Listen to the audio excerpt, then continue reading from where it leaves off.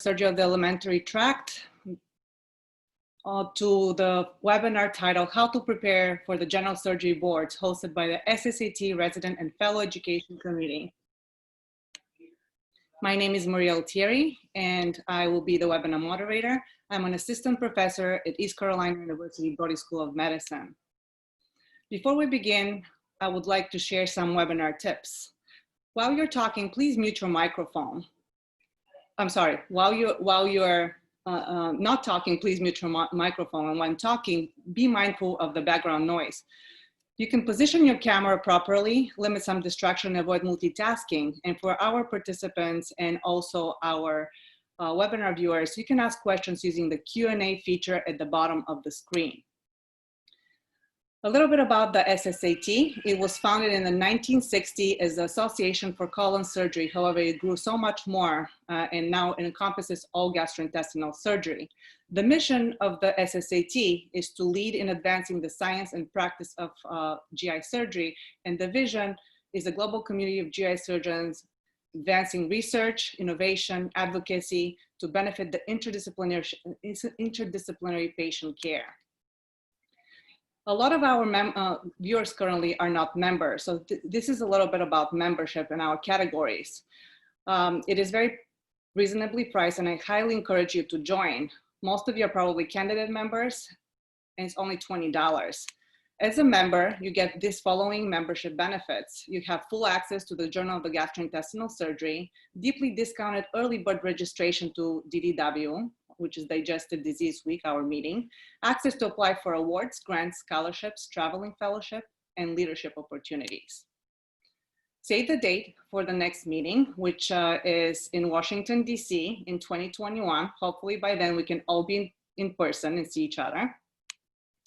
And I also wanted to bring your attention to a great resource for residents, the Residents Corner. You have access to that, and it's all free. Upside quizzes, Mentor of the Month series since 2014, surgical meeting calendar, video library, webinars, all of our webinars are there as well. So tonight we have a great lineup of speakers that have prepared excellent presentations. I wanted to go over the schedule of events. First, we'll have Dr. Joe Buyske, who is the current director of the American Board of Surgery, followed by Dr. Yewande Alimi, Dr. Salvatore Docimo, Dr. Kevin Pei. After that, we'll open our Q&A session, as then we'll proceed to a couple of mock oral scenarios. A disclaimer, the scenarios are not endorsed by the American Board of Surgery. To our knowledge, these are not real ABS scenarios.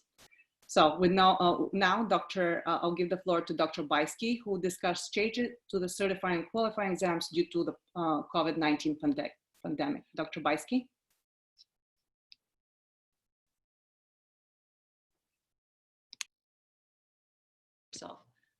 Thank you, Dr. Altieri and the SSAT for giving me the opportunity to talk about our exams and some of the processes at the American Board of Surgery. I'm going to go ahead and share my screen, although it looks like you're still sharing yours, so I might need to wait for a second.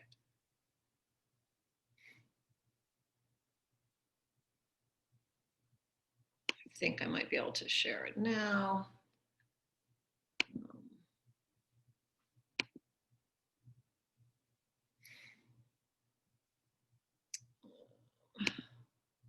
Okay.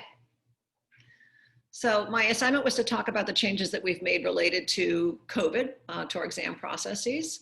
And my disclaimer is that I'm paid by the board, so anything I say on behalf of the board might possibly be colored by that. And I'm also a director of the American Board of Medical Specialties, which is the oversight board for all 24 member boards. That includes the American Board of Internal Medicine, Radiology, Pediatrics. We swim in broad waters. We're bound by some of the same rules that other boards are bound by. And just as we're restricted by that group, we're also made much more powerful by being part of a board community across all specialties in this country. I'd like to start with the vision statement of the American Board of Surgery, which is that our vision is to unify surgery in the pursuit of excellence in patient care. And that alludes to the idea that we want the purpose and the value of board certification to be so clear that surgeons in general are unified behind it. So that's a constant charge to us to maintain validity, relevance, and value. And the mission statement, I'll focus on the first sentence, is that the American Board of Surgery serves the public and the specialty of surgery by providing leadership and surgical education and practice. And so the public comes first, although both are highly important, and both of them inform all of our decisions on a daily basis. So delivering exams in this era. I started with this picture. That's Dr. Fazan Abdullah. And on the video screen there is Dr. John Walthausen. Because we were given the pediatric surgery exam, we give, I think, 44 exams a year, 8 oral exams, 3 in the specialties and 5 in general surgery. And this was the pediatric surgery exam, which started on March 10th in 2020. And the week before, for the first time, we got a few notifications from examiners that they were under a travel restriction, which is something that, if you can throw your mind back, that wasn't anything any of us had ever heard of before. And COVID was still pretty new. There were no other restrictions. So Walthausen was in Seattle, which was the first place to put travel restrictions in place. So we contacted all of our examiners, asked them if they were under travel restrictions. And for those of you who've taken your exams, you know that candidates come into town early so that they can participate in courses or relax and study or whatever. So we knew that there were already candidates in town. It was already the end of the week. We had one examiner who had to drop out, and our examiners are really in lockstep. We have maybe one extra examiner because we don't want to waste the time of our volunteer surgeons to come and sit around and do nothing. So we couldn't afford to just say, okay, John, you can stay home. So we thought, well, you know, we're going to try a video exam. We'd never done that. We had talked about it. We actually had a loose plan to start having observers by video in the oral exams starting this fall. So people get used to the idea that they were on camera, that there was a camera in the room, and that we would then consider replacing one of the examiners with an examiner by video over time to lower the cost of the exam, lower the pressure on our volunteers, and start moving into a video environment. That was a very loose, sort of vague plan. So with Dr. Walthausen, we decided we were going to go ahead and have him off-site as a video examiner. Dr. Abdullah would be on-site, and the candidate would be in the room. And that seemed like a sort of soft move into video examination. Now, I thought that was pretty easy. My response was sort of like, well, we'll just have him examined by Skype. And it turned into a huge lift from the office. We had a situation room in the office figuring out how to securely transmit the questions to Dr. Walthausen, you know, multiple scenarios. What happens if he drops off, loses connectivity? What if the candidates object? A whole series of things. Anyway, it was much more elaborate than I ever imagined. However, it went quite smoothly. And in case you were wondering, the candidate passed. So at that moment, we realized that not only was COVID going to impact our exams, but that it was doing it right now, that it was escalating rapidly, and that we were going to have to do something right away. And so at the board, we like to make our decisions based on principles instead of just being reactive to whatever situation we're being confronted with at that particular moment in time. And so we gathered to develop principles. And the first principle was that as a healthcare organization, we would do our part to protect the public and our constituents from the spread of the virus. And that if you have that principle, then what you're going to do becomes obvious. And what we were going to do was make all meetings and all exams virtual, so we were not causing people to gather in public spaces and spread the disease. Our second principle was that as much as possible, all candidate certification timelines should be kept intact, so that if we had to cancel exams, we would reschedule them in the near future. We would replace in-person exams with virtual exams, and we would try to make it so people could be examined, if not on their actual date, at least in proximity or during this academic year.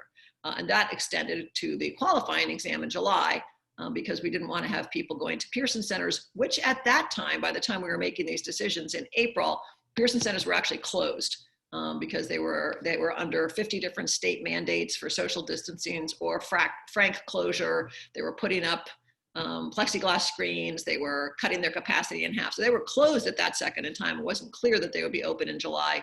In retrospect, of course, we know that they were open in July, although they were at half capacity. But these are the two principles upon which we based our decisions. We weren't going to spread the disease. We wanted to keep the candidates' timelines intact. Now, I thought I could advance there.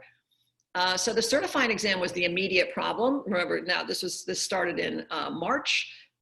By March 23rd, the city of Philadelphia was on lockdown. You were no longer allowed to have gatherings, and multiple other cities were as well. We had a general surgery certifying exam scheduled in April and another one in June. So we immediately canceled the April exam. And, you know, again, if you throw your minds back, none of us knew how long any of this was going to last. So we did a lot of just-in-time decision making. We canceled April.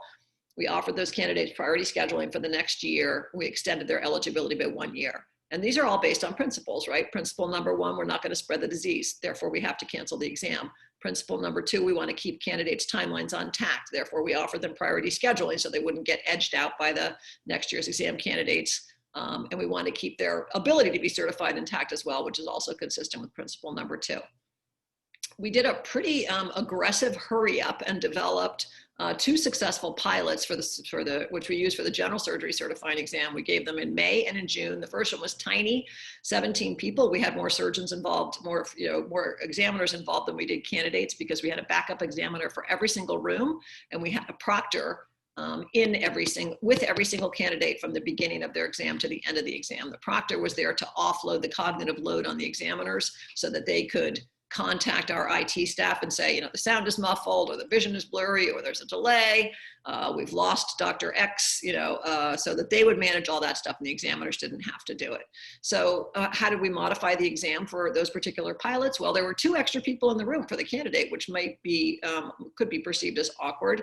The proctor, as well as an extra surgeon who was there just in case one of the surgeons had to drop off, was lost due to IT connections. We actually had a derecho, one of those wild windstorms, come through during the second exam. Amazingly, no one was actually disconnected. We also allowed 10 extra minutes for every scenario. Every room is 30 minutes long, and in our previous life, now they were 40 minutes long, not to give extra time for the exam, but to compensate for any issues that might have arisen, causing pauses or gaps. And we also allowed any candidate who wanted to make the exam invalid. They had to do that at the end of the day and say that the exam worked or it didn't work, it was valid or it wasn't valid. As is usually the case, we actually allow candidates to invalidate the exam if they think it was not delivered properly. They can't do it on the basis of what the questions were, and they can't do it after they find out if they pass or fail. But on the day of the exam, if something wildly off happened, like occasionally an examiner will get lost in the hotel and not make it to the room on time, something like that. So no candidate invalidated the exam, no examiner invalidated the exam. Both of those exams went off a hitch with those modifications. And based on that, and on principle number 1 and 2, we decided that all the exams in 20 and 21 will be delivered virtually. And there are reasons for that as well. All of our exams are psychometrically balanced against each other. So to have half of the exams delivered virtually and half in person would throw off the validity of our scoring. We also thought that people might feel advantaged or disadvantaged by having to come to Philadelphia, or perhaps by not being allowed to have an in-person exam. So we wanted the field leveled, all candidates are going to have the same experience this year. So quite early, we decided that all of the certifying exams would be delivered virtually. What about the written exam? That was scheduled for July of 2021. We wanted to keep it intact based on principle number 2, and based on principle number 1, we decided to do that. It had to be a virtual delivery. So we turned to our longtime partner, ITS. They're the ones who deliver the in-training exam and the continuous certification exam for us, to help us deliver an exam with remote proctoring. So we had to do some significant modifications. We had to use remote proctoring and AI. We had to make the exam 2 days instead of 1, because remote proctors apparently only work for 5 hours in a row, and you guys are used to taking exams for 8 or 9 hours. Candidates needed to have 2 screens, both a computer and a phone. They had to be sort of in their own personal environment. They had to download program software, and we had AI and live proctoring sort of in their living room or whatever space that they were using for the exam. And so I'd say that there were some things about that we didn't anticipate being as challenging for the candidates as they turned out to be. Things like a private space. A lot of candidates were in motion. They were, between the end of their training and their fellowship. Some of them were visiting friends or their parents. A lot of them were living in small apartments. Some of them had young children. They weren't in an environment where they could just shut the door, be in a quiet library, be sure that no one would interrupt them. And I think we underestimated the challenge of that. We did contact the Program Directors Association and ask them to make, if possible, empty rooms in their hospital or their offices available for the candidate. As you probably know, a lot of hospitals will not let people who don't work there or who aren't patients there in the door. So that was of limited validity. And some people ended up renting hotel rooms or borrowing empty apartments from their friends. And some people just had a lot of trouble managing a private space. So there were some modifications. And we know that the exam ended up collapsing. The platform that we were using collapsed partway through the exam. And we had to cancel the exam with all of the really quite horrible consequences for the people who are trying to take it, as well as the volunteers who work on it and the staff. So what did we learn from that? That live proctoring and AI puts a very big burden on candidates. Some people actually had to buy new laptops, borrow phones. You guys talked about getting a private and secure space, and also that it's very intrusive. So The software downloads, the interactions with the proctors made people feel very vulnerable. People were concerned that their cameras had been hacked, that their videos of their homes might be being sold, that there might be credit threats or personal ID loss. We did hire a cybersecurity investigation firm. We actually have our final meeting with them coming up on Friday, but their preliminary data is that there was no malware in anything that was downloaded, and there's no evidence of a concerted cyber breach. But the bottom line is that technology and our culture around it are not mature, and that perhaps our first goal of keeping people's certification timelines intact certainly didn't work out well, although that was absolutely our intention. What happened then is it left us in the same place we would have been had we said we can't have exams during COVID. According to principle number 1, we'll have to delay them, which is what we ultimately ended up doing. So in response to that, as we developed a new way of, developed a way of still giving people a qualifying exam, we went back to the idea that we like principles. And so we developed a new set of principles, and those were here on the screen, that the next administration of the qualifying exam, and in fact, all of our exams, would have to recognize the negative experience of the 2020 candidates as individuals. So we had to do something for them. That the access to certification, as always, has to be equitable in access, that we couldn't have preferred groups or favorite groups, that the people who are first-time takers couldn't be treated differently than people who were taking it for a second time or people who had delayed. We couldn't have special categories, as we never do, that we had to maintain the standards of the ABS and the ABMS, and that gets back to protecting the public and enhancing the profession, that exam security and reliability had to be intact so that we could point to the exam and say it was of the same quality as all of our previous exams. Any compromise to the value of certification for this year's group would affect the value of certification, not just for all of our other 30,000 diplomates, but also for members of other boards and their certification. And in fact, the ABMS told us that they wouldn't tolerate that, but we also felt strongly that the standards had to be the same. And we also had to do what we could to minimize the likelihood of any widespread disruption, such as had happened with the first exam. And not a perfect world, unlikely that you're going to be able to match all of these principles perfectly, but those are the basis upon the next set of decision making. So based on those, we rescheduled the exam in keeping with keeping the certification timelines intact, and all of the previous list of principles. We're allowing people to take the certifying exam before they take the qualifying exam. That's to keep timelines intact, and also because we feel strongly that those two exams measure different things, and that historically the process of taking the oral exam after the written exam was really more of an issue of sort of scheduling and funneling people than was truly practical. Although there's an argument to be made that you should establish that you got the knowledge base before you take the judgment exam. But in any case, for this year, we're allowing people to take them off cycle, that FLS, ATLS, and FES, those other requirements of training can also be taken sort of off cycle. So the very few candidates who didn't finish those things before they finished their training can, in a weird world, could take the CE this fall, take the QE in the spring, take FLS when it becomes available, FES when it becomes available. When that package of things is complete, then they would be certified. And any of you who are listening, I really encourage you not to wait to the end of your training to take any of those standard requirements. They're really at their most useful if you can get them early in your training, because they set the stage to allow you to adopt minimally invasive surgery as the surgeon in your PGY2 year. If you wait to do it till your 5th year, then it's sort of a mastery exam and doesn't have a lot of point. The idea behind those things is you do them early because they're learning and sort of proof of competence that you can then carry with you as a sort of badge of honor through your training. And then the last step is that eligibility will be extended by 1 year if people can't take the exam on April 15th as we're offering. And so they're permanently off cycle because of this, with the idea that we didn't want anyone to be harmed any more than necessary or within our control by this adverse event. So those are the ways in which exam taking has changed during COVID: rescheduling, changing formats, changing delivery. We hope that we've got an established and sort of secure platform for the rest of the year.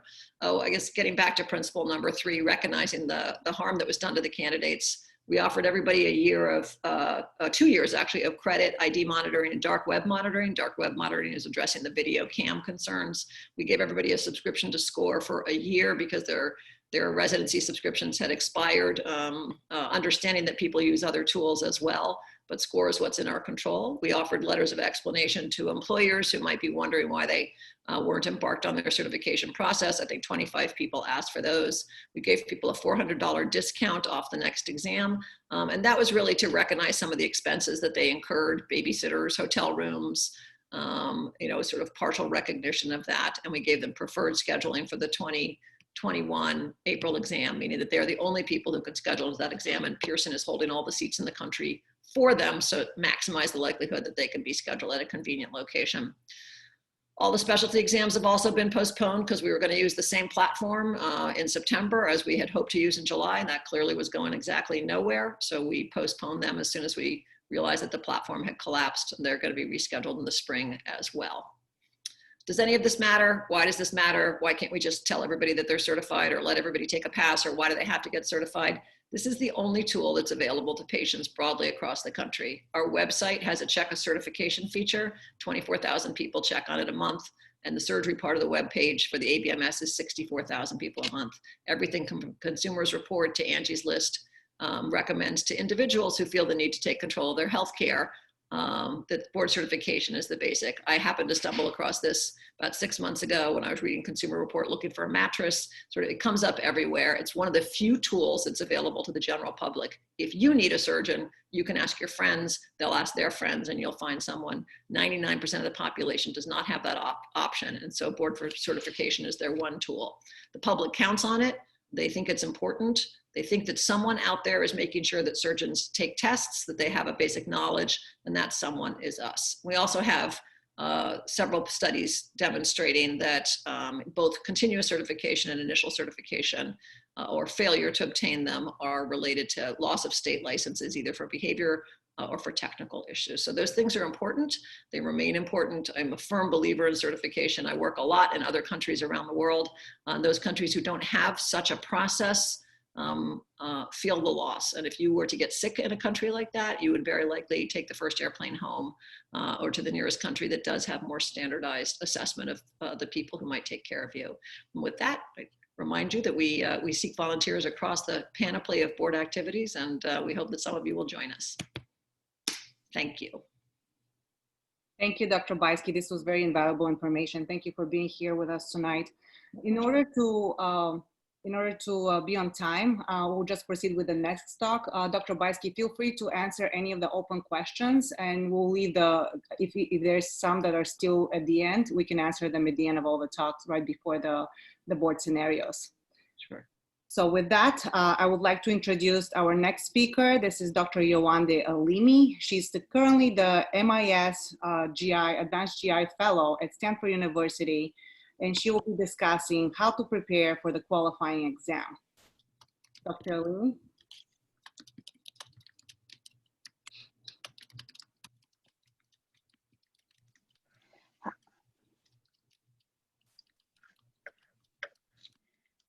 Hi, everyone. Thanks for the introduction, Maria, and the opportunity to talk to you all this evening. So today I'll be focusing on how to prepare for the qualifying exam. I have no disclosures. My disclaimer for this is that the qualifying exam is a long game exam, and you'll hear that many times during my talk today. But what exactly is the exam? How do you prepare, when register, and how to prepare ultimately so that you can receive the American Board of Surgery certification, as Dr. Buyske just discussed. So what is the qualifying exam? So the qualifying exam is the written exam that's taken. It's offered annually, although in light of COVID, there will be an April 2020 offering, as well as a April 2021 and a July 2021 offering this year. It consists of 300 multiple choice questions, and in standard years, meaning non-COVID virtual QE attempts, it's an 8-hour long exam with 415-minute sessions with optional 10-minute breaks. In between the third and fourth session, there's a longer break to accommodate for people to grab a bite to eat. And a majority of the things that I'll talk about today are very clearly referenced on the American Board of Surgery website, and I've referenced the specific links on each of my slides. So how do you get registered and what are the requirements for the qualifying exam? There's an application form that is required by all applicants. It includes a number of things, including formulating your operative logs, the training requirements that are detailed in the American Board of Surgery's website, as well as some demographic information. There, in addition to this, is a signature form that requires your program director's signature. And so around the springtime of the year, it's important around March, to make sure that all of your case logs are in order, as this is a requirement for your qualifying exam application. And so what that sort of means is that for people sort of having the forethought is making sure that your case logs are up to date in the fall of your chief year or the year in which you plan to sit for your exam, so that you can make sure that all of the specific requirements have been met from an operative standpoint. And then documentation, obviously, for ACLS, ATLS, FLS, and FES. And as Dr. Buyske just recently mentioned, this is asynchronous for the current time being, meaning that because some of these centers are not currently offering the ability to test for these things, that this may not be necessarily in happening before you take your QE exam, but take a look at the ABS's website to sort of keep timely information as how this will apply for 2021 applicants. And then a medical license is not required for the QE, but as you may hear later in the talks, it is required for the CE. So are there predictors for people doing well? So there are a couple of studies out there currently in regards to predict on how residents do in this exam. And so Dr. DiVirgilio's group had looked at residents who've taken the boards, as well as looking at their AppSite scores in their USMLE Step 1. And it did correlate that those who scored below the 35th percentile in any year, anytime during their residency, or people who had scored less than 200 on their Step 1, didn't tend to fare as well on the written boards. And this is sometimes used in programs to determine sort of people's proficiency or possible aptitude in being able to sit for and qualify for the board exams. And then Dr. Jones' group, including Dr. Buyske, looked also again at the AppSite to predict board certification. And AppSite scores were a useful predictor for QE scores and outcomes, but they did not necessarily predict passing the CE. And while it was a positive predictor that if you did well on the AppSite, that you could do well on the qualifying exam, doing poorly on the AppSite was not directly associated with doing poorly on the QE, meaning that 80% of people who did poorly on the AppSite were still able to pass the qualifying exam. So things to keep in mind, but I think that what some of these studies highlight are the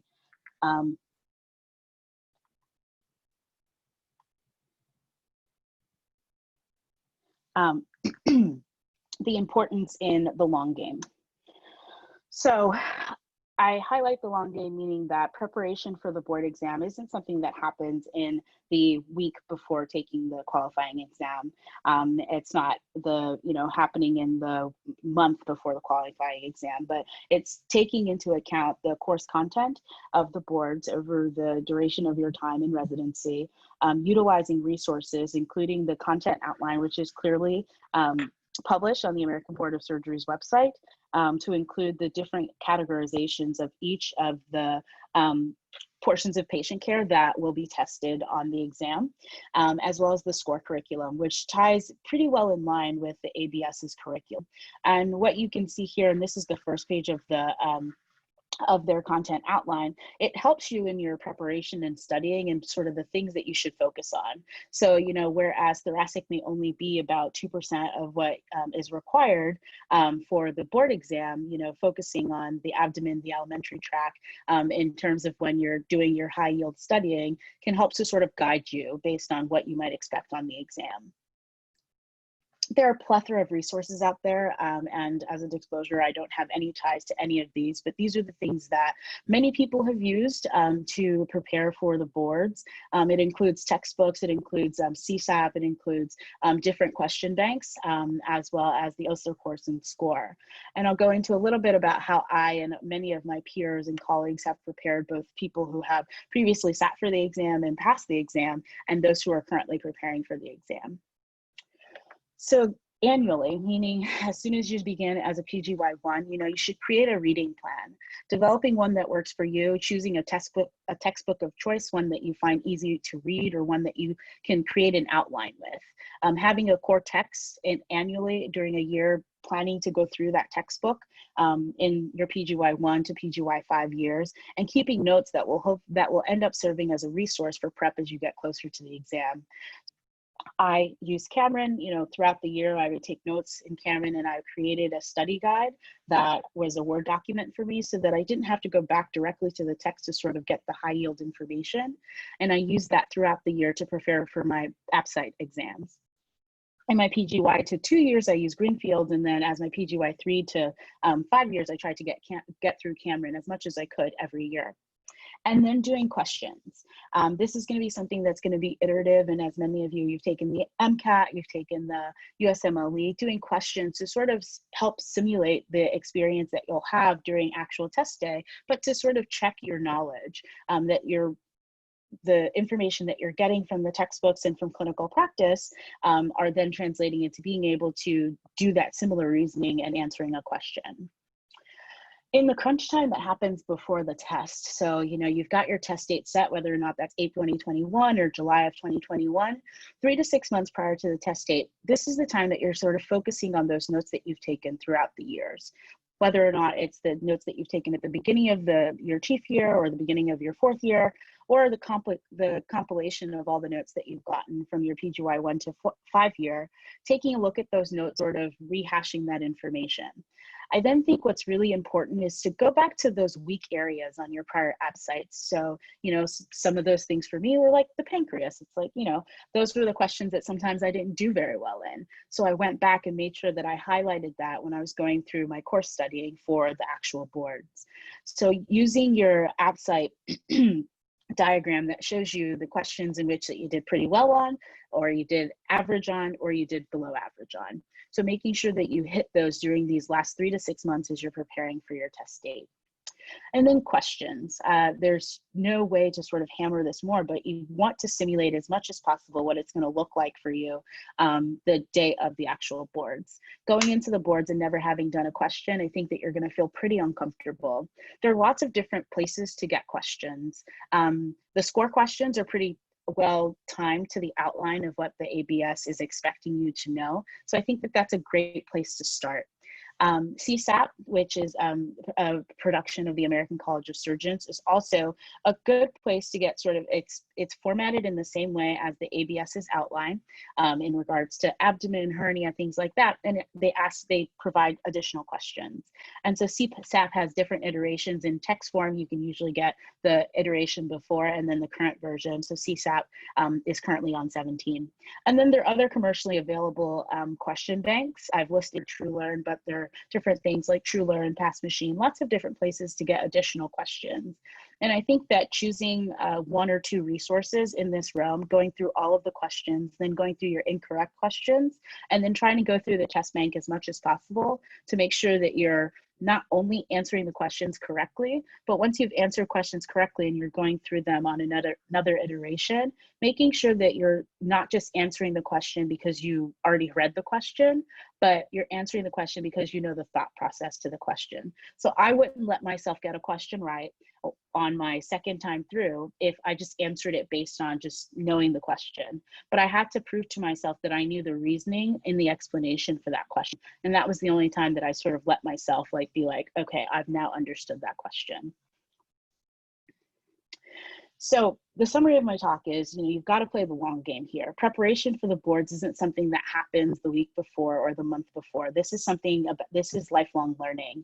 And so, as the junior residents who are on the call, creating that reading plan now, just determining what that's going to look like for you, which textbook you want to use for your PGY 1 to PGY 2 year, creating a place where you can keep notes so that you can continue to collect them and you don't have to reconstruct the wheel every time you start to sort of prepare for your ABSITE season, as well as what will ultimately be your board's preparation. And so that's preparing a condensed study tool. I had a Word document that as I was doing questions or as I was reading, I had it on Google Docs and I would just type things in or write things in with my iPad, because that's how I best retain information. And part of that also involves you realizing sort of how best do you learn. So are you a person who does really well with reading a question once, and then after you've read that question once, you can't glean any more information from it? Or you can read the question, read the explanation for the question, and sort of document notes from those explanations and keep that in your condensed study tool. And then if I haven't said it enough already in my talk, questions, questions, questions. Because ultimately at the end of the day, that's what you're going to be doing in this qualifying exam. And then additional resources that many of my peers have used throughout preparation for the test is podcasts like Behind the Knife, which really helps you to sort of focus on not only the certifying exam, but the qualifying exam, because they sort of point out high yield topics. And so going through that podcast and documenting those things adjacent to my condensed study tool was super helpful in feeling prepared for the exam.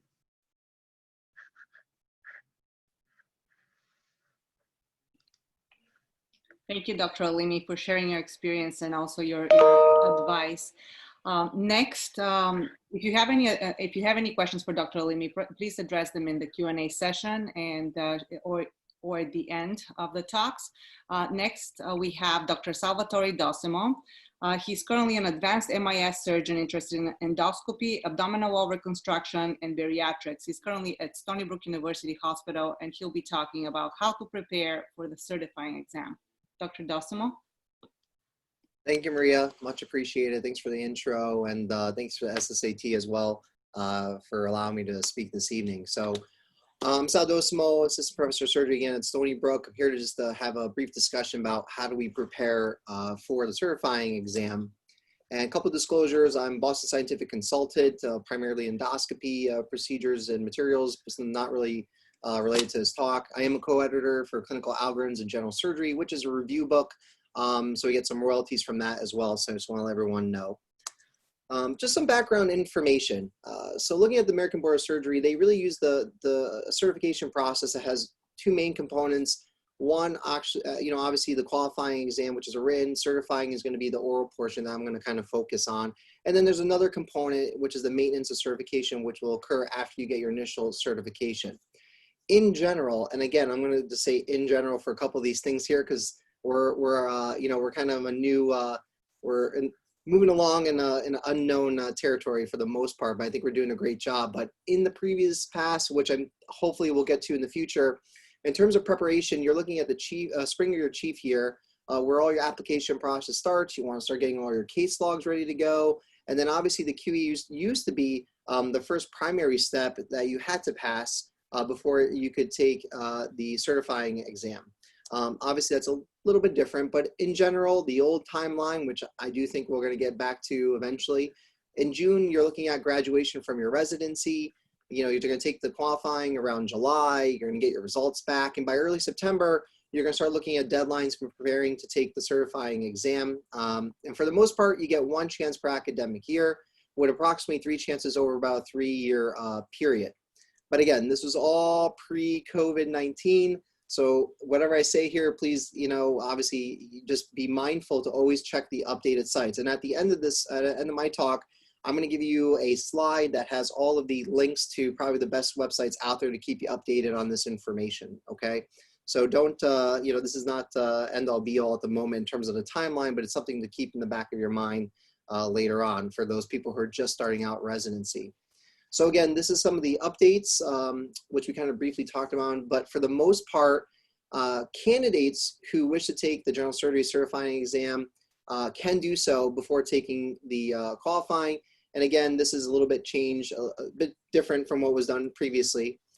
However, again, passage of both exams are required for certification. So at this point in time, doesn't really matter what order you do it in, but you got to pass both. Again, it's primarily going to be delivered virtually as well. And again, they're all going to be posted on the updated website. So I want you to keep referring back to continually check this for updates, just in case anything changes. Obviously, the pandemic at the moment is kind of a moving target. We don't know what's going to happen in the fall. So obviously anything can occur. In terms of looking at the licensure, previously you had to hold a medical license before you can take the exam. But again, a full and unrestricted state medical license would be required before the candidate can be considered to be certified, but it's not going to be a requirement in order to take the exams. Okay. And again, this is a link there you can cut, obviously once you get this presentation, cut and paste it, and you can get to the most updated information.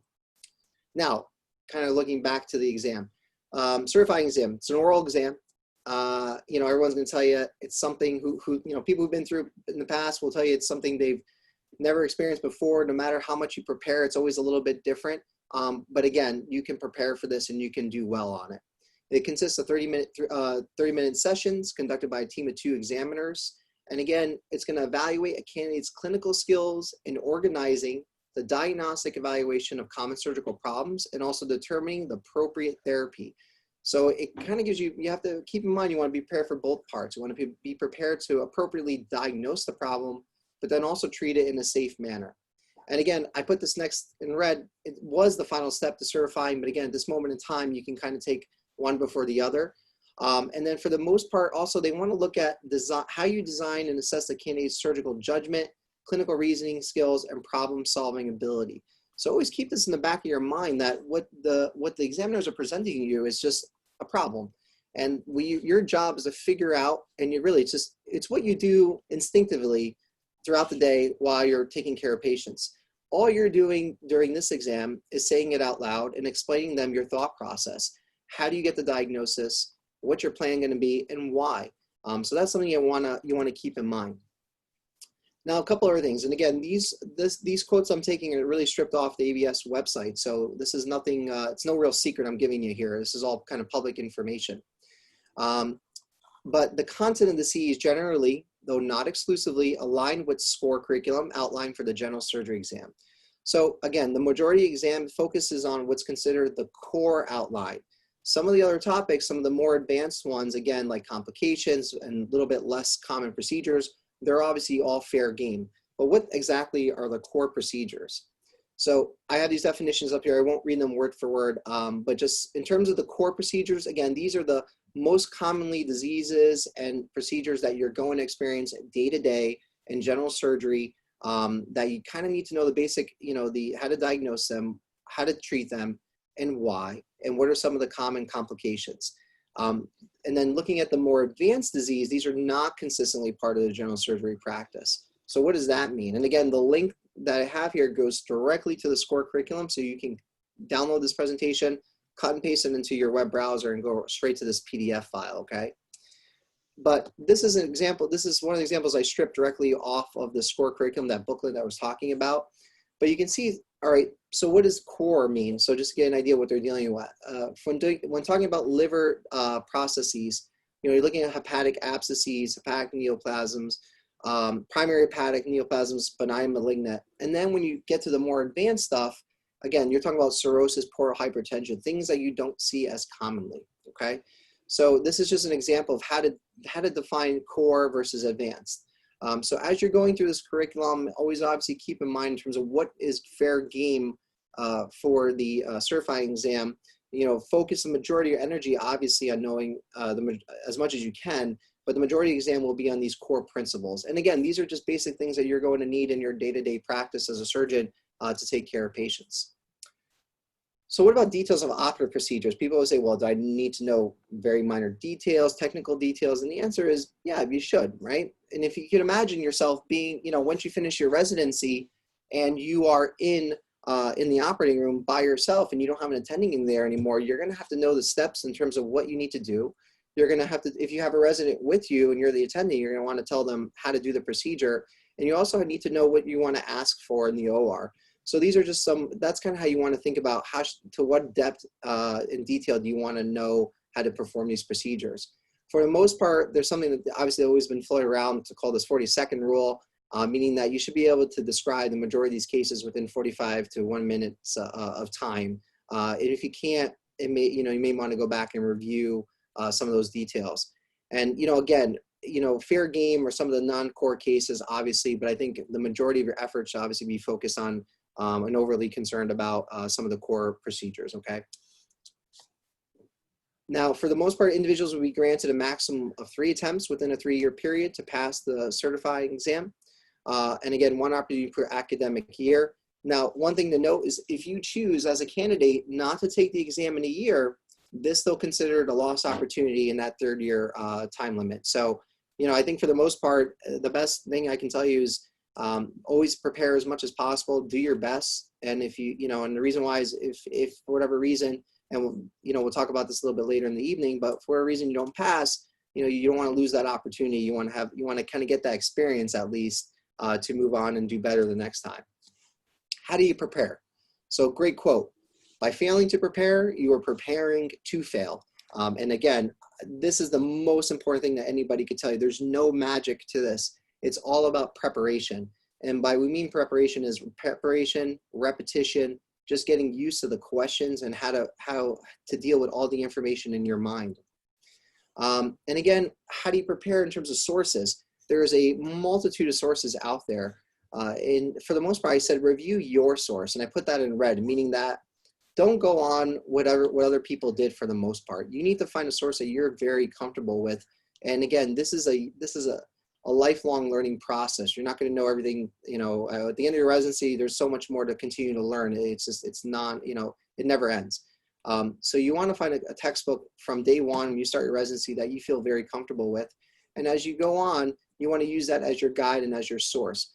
Now, again, there's a multitude of review books, there's society guidelines, review courses, all of these, you're going to find people who love them and people who did not like them at all. And again, you're going to have to find what you feel the most comfortable using. My best advice is find 1 to 2, maybe 3 maximum in terms of sources and really, really, really know them very well. I think some people will kind of get over, they overwhelm themselves by getting multitude of sources and they know a little bit from each, but they don't know one very well. So that would be my other recommendations. Look through these sources and see what you like the best and use that. Review courses for the most part, and again, this is just my own personal experience. You're not going to learn the material during the review courses for the oral boards, but you are going to have that experience of being up there exposed on the stage alone and trying to understand and feeling how this is going to play out. So from an experience perspective, the review courses are very helpful. Now, this is something that I did personally, and I created treatment algorithm. And the reason why I did this was it helped me keep track of all the information. As Dr. Alimi mentioned before, she did something very similar where she had her notes that she annotated throughout her whole entire surgical training, and that by the end of the day, she had a nice document that she could go back and review. I did the same thing, but I created algorithms. And again, in my mind, it's how I could organize the information. So I would start with the basic history. So it's like a patient presents with XYZ. I know in my mind, okay, how do I work up the patient? Once I got that workup, I'd make a decision in terms of how I'm going to treat them. And then also if there's complications that occur, how I'm going to treat those complications. By the end of my 4th year, going to my 5th year, I had a big binder of all these algorithms. And that's what I went back and used to review for my written, to review for oral boards. But again, this started from day one. And I think the thing that all of us are going to hammer home this evening is that, if you're a 1st or 2nd year resident watching this, you have to start preparing now. And the reason why, it's not to scare you. No one's trying to scare you. It's just that when you get to the point where you're taking these written exams and oral boards, this is second nature to you, and you don't have to, you don't have to cram. I mean, I think it's impossible to cram, obviously, for this exam. This is your whole career. So I think from day one, you want to start doing it. And again, this is not a shameless plug. It looks like it is, but it's not. I'm just giving you an example of that.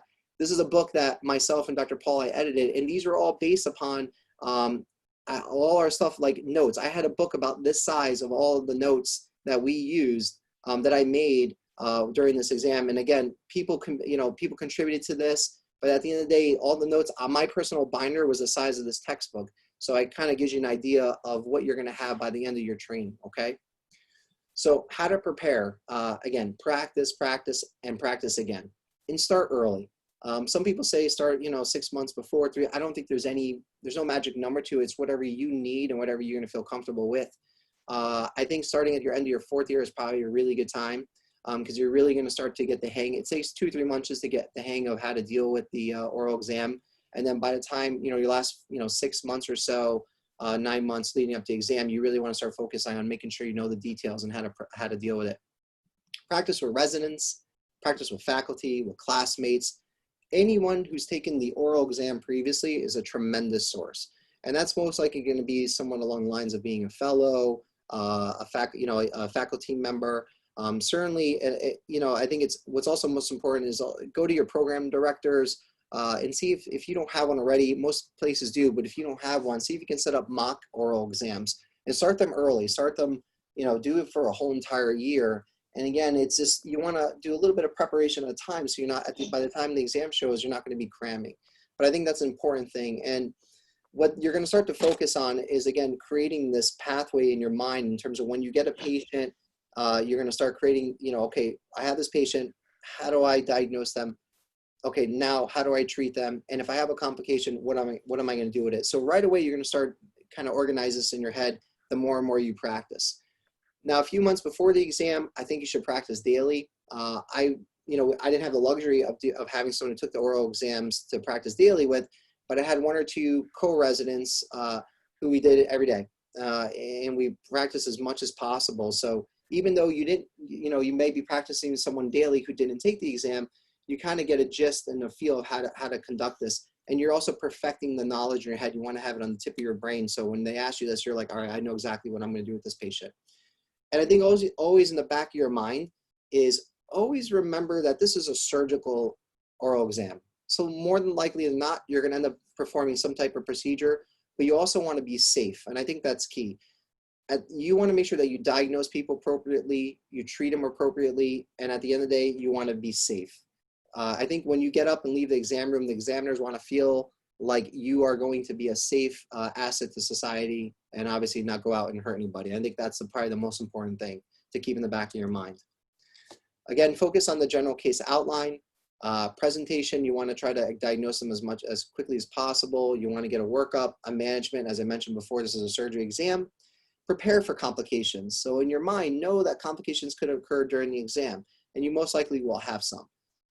And again, when you're during your daily activities as a resident, when you're scrubbing on cases, saying, okay, if I do an appy and they come back 5 to 7 days later with a large abscess, what's going to be my treatment algorithm? What am I going to do? Am I going to just rush into the OR? Do I have the ability to put a drain? Both of them, in most cases, are the right answer. But if you have the ability to demonstrate that you can justify what you're going to do, you're going to be fine. You're going to be safe. So they may say, well, you're in the middle of nowhere and you don't have IR access. You're going to say, okay, I'll take them to the OR, wash them out, and leave a drain. I think that's totally fine. All right. So in the back of your mind, you want to keep these, ready to go for during your prep.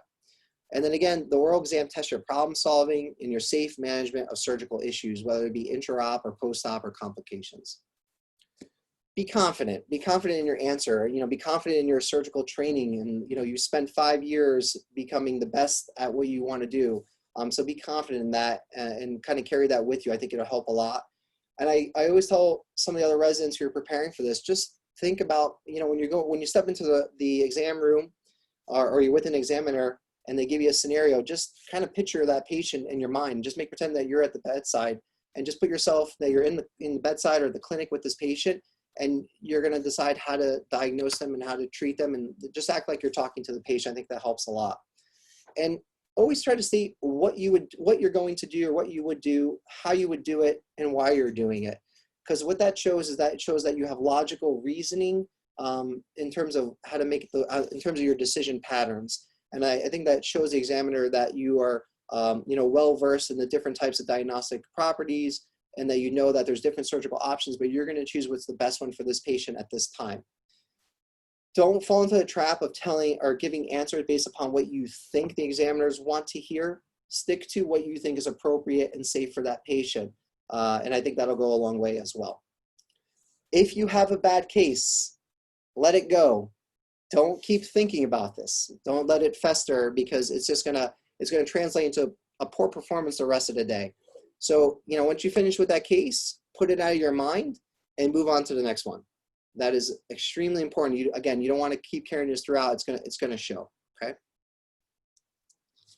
Day of the exam, bring your bring your proper identification card, your admission records, no bags, no purses. And again, this is all for the live in-person exam, but no bags, purses, cell phones. You can bring a piece of paper and pen, bottle of water. You can bring a watch, obviously, for time management, but no smart watches. You know, you don't want anybody to feel like you had a bunch of notes on your wrist. Okay. So these are just kind of basic things you've always done. For the most part, pretty much the same parameters for any other exam. In general, there's going to be about 3 rooms. Again, this is for live, but 30 minutes per room, 1.5 hours total. 2 examiners per room, usually a senior and associate examiner. They should pretty much know your name. And if, for the most part, if you do know your examiner, you may want to just speak up, because you don't want any accusation of bias one way or the other. But in total, you should have approximately 12 cases per day in total. For the most part, these examiners is going to be independently graded. So if one of them doesn't like your answer, I still think if the majority of them do appreciate your answers and think they're safe, I think you're going to be fine. And they're pretty much based on a pass-fail overall examination of all the examiners as well. So, you know, don't get flustered and feel like, oh, this examiner doesn't like me and they're not going to pass me or something along those lines. That's not going to happen. It's an extremely fair exam. And again, it's going to be a pass-fail scenario. So overall, if you do well and you're safe, you're going to be fine. And again, what are they looking for? Now, again, I stripped this directly from their website as well, so these are no secrets, and I'm not going to read it verbatim to you, but for the most part, you just want to have an organized approach, have solid rationale for what you're doing. Diagnosis is key as well, so just know what the appropriate workup is for problems, and then once you get that diagnosis, how are you going to appropriately treat it for the scenario. For the most part, probably the biggest issues is avoid errors and critical fails. Obviously, you don't want to do something dangerous. I think that's probably the biggest thing that they're going to be looking for. Recognize personal limitations in your knowledge and expertise when diagnosis and treating clinical problems, meaning that don't go above and beyond what you know. Do what's safe. You know, I think if you have a scenario where, I'll just, you know, throw some out there. If you have a common bile duct injury and you say, well, I'm going to leave some drains and I'm going to transfer them to a situation where they have hepatobiliary surgeons that could do this at a bigger institution, I think that's reasonable and safe. Now, they may ask you, well, how would you do it if you would? You may want to know some of the details of that procedure. But point being is, don't go down a rabbit hole trying to explain very, very complex things that you may not know, because you're going to get to a roadblock and kind of get into trouble there. And then overall, demonstrate appropriate surgical judgment, clinical reasoning, skills, problem solving ability, which we kind of mentioned before. Looking at the results from previous years, for the most part, they've been pretty consistent. We can see the qualifying exam is usually in the 90 percentiles for passing. The oral board is a little bit lower, but for the most part, they've been hovering around the 80 to 85. So I think overall, if you're a person that likes statistics, statistically, you're going to do great. Finally, some of these online resources. Again, these are just things that once you get the slides, you know, feel free to cut and paste them. They're going to lead you to everything that we talked about. It's all on there. Again, this is all public information. There's no secret to this. Everyone wants to see you do well and pass and become certified. I think that's the goal to keep in mind. No one's here to try to trip you up, and definitely nobody wants to see you fail. Everyone wants to see you succeed. So keep that also in the back of your mind, that no one's out to get you. That's it from my standpoint. Again, if you have any questions, comments, concerns that we don't get to this evening, feel free to email me. Thanks again for the time. Thank you, Dr. Docimo. This was an excellent presentation. Again, if you have any questions for Dr. Docimo, you can post them in the Q&A. For the sake of time, we're going to continue with the next presentation. And then after that, we're going to have a Q&A session with all the presenters. Following that, we'll have the 2 mock oral scenarios. Next is Dr. Kevin Pei, who'll be discussing what to do if you fail either the qualifying or the certifying exams. Dr. Pei is currently an associate clinical professor of surgery at Indiana University, as well as associate chief academic officer at Parkview Health and program director for the general surgery residency there. Thank you, Dr. Pei.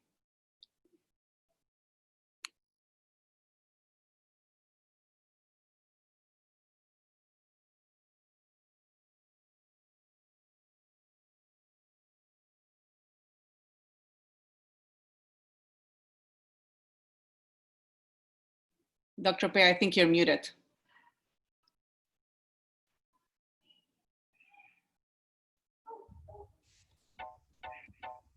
There you go. I think you Okay, might. I apologize. So I want to thank you all for the opportunity to chat with you tonight. And I think the previous speakers have already done a wonderful job at outlining how one goes about preparing for both the written and the oral examination. I don't have any disclosures.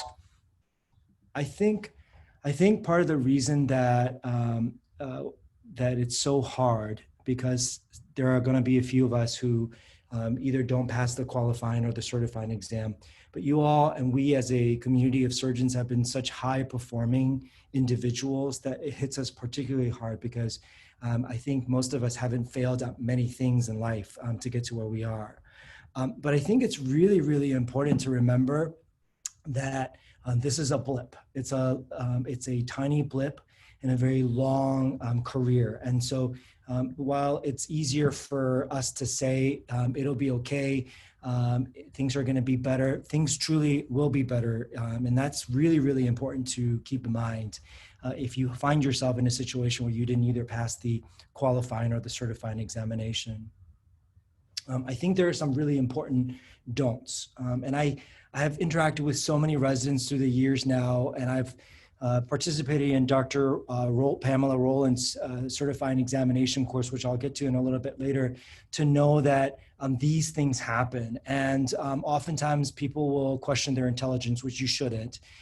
Some of the most intelligent folks don't end up passing their certifying examinations. Don't question your clinical ability. You've done a 5-year accredited training program, and so you have all the goods. And so this is one examination, and so we want to give you some tools to help you prepare for the next time. Don't compare yourself to your classmates. I've seen tons of residents just torturing themselves after, and I'm specifically speaking to the certifying examination, but really torturing themselves about the scenario. And I just want you all to remember that all of us have recall biases. We tend to remember those. We either tend to remember these extreme cases, the case that went really well, or the case that you felt like didn't go well at all. And actually your memory is going to fail you during that. So I feel like this is just sort of torturing yourself for no reason, especially when you are on the phone with all of your classmates and trying to compare. And certainly don't call the ABS to try to get them to change their mind. This is obviously, and I know sometimes it feels like you want to just call them and say, hey, you know, you must have gotten this wrong, but this is clearly a validated exam. And so despite it being a tough time, we want to try to focus on moving forward. And these are some important, I think, do's. So take a deep breath. Again, to focus on the idea that this is a small blip in the big picture of things in this 30+ year career that we all have. I also think that it's important for us to own areas of improvement. I've interacted with folks who haven't passed their certifying examinations, and they basically, everything that they remember went perfectly well. Well, clearly not. That wasn't the case for the examination, and that's, I think, where some of that recall bias comes in again. So I think it's important to own areas of improvement so that the next time you try it, you will succeed. I think it is important to find your support structure. So share with your friends and family, and very importantly, have a plan of action. But before any of that, I think it's important to just take a breather, find your happy place, go on vacation for a week, and just decompress. Because I think to try to process a failure, whether it's your qualifying or your certifying examination, and to immediately carry on, I think is potentially detrimental. So it's like PTSD, you don't have the time to process it. And I think it's actually not going to be fruitful for your next attempt. But after you've had that breather, definitely have a plan of action. And I think more important than any particular source or any particular course is setting time aside, and setting time aside to, whether it's to practice your certifying, so practice your mock orals, or to study in maybe a different, more effective way for the certifying or for the qualifying portion. So I think practically, right? And I think, so let's talk about the qualifying exam for a moment. I think it makes perfect sense for me to focus on resources that are created by our governing bodies. The American College of Surgeons put out CSAP, and they actually have a comprehensive general surgery review course. I think it makes perfect sense to spend your resources on these focused resources, especially if this is your second attempt, because these resources were developed lock in step with the curriculum that we as surgeons have to be familiar with. And so I think instead of spending a lot of resource time and frankly money on a lot of different resources, I think it makes perfect practical sense to go right to the source of the exam, which is the American College of Surgeons CSAP 17 and the ACS Comprehensive General Surgery Review course. Now, I know that there will be some, especially faculty or other residents per se, that will tell you you don't need to spend money on a course. There's no evidence to suggest that a course helps you with your preparation, and that's fair enough. And I'm going to talk about that, especially as it pertains to certifying examinations. But I think if you have failed once, I think just being focused, especially at a place that all you're doing during that time is to focus on preparing for that examination. I think that is immensely helpful. Dr. Pei, I don't think you we can see your slides. We just see your. I don't think you have clicked on the actual slide. Oh, am I not? I'm sorry. Am I not forwarding the slides? No.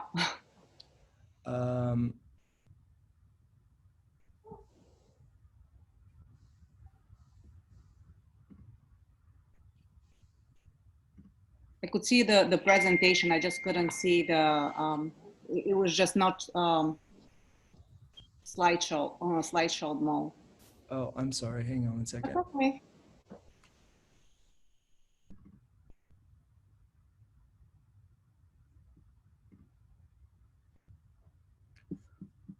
Can you see me forwarding it now?